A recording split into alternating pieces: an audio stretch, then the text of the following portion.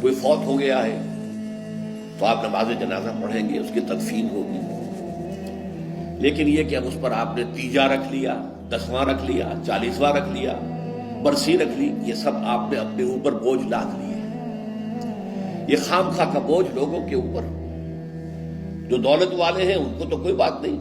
ان کو تو اپنی دولت کے اظہار کا موقع ملتا ہے، لیکن غریبوں کے لیے بوجھ بن گیا، کسی نہ کسی درجے میں خانہ پوری انہیں کرنی پڑے گی۔ تو یہ جو رسومات و بدعات ہوتی ہیں،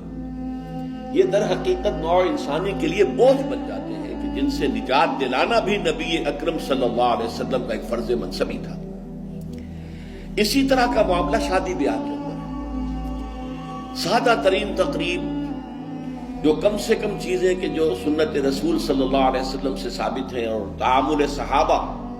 رضی اللہ تعالیٰ عنہ مجمعین سے ثابت ہیں، اس پر اکتفا کرنے کی بجائے اس میں نئی تقریبات، ایک دعوت کی بجائے 5 6 دعوتیں ہو رہی ہیں، اور لوگ خرچ کر رہے ہیں، اسراف بھی ہو رہا ہے، تبذیر بھی ہو رہی ہے۔ پھر میں عرض کروں گا دوبارہ، جو کروڑ پتی ہیں ان کے لیے تو یہ اپنی دولت کے اظہار کا موقع ہوتا ہے کہ ہم بڑے دولت مند ہیں۔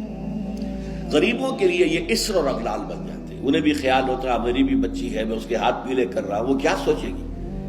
فلاں کی شادی ہوئی تھی، کس طرح وہ کوٹھی بقعہ نور بنی ہوئی تھی، میرے والد کو اتنی بھی توفیق نہ ہوئی کہ کچھ بجلی کے جو ہے میرے گھر کے اوپر بھی جو ہے وہ چراغ روشن ہو جاتے۔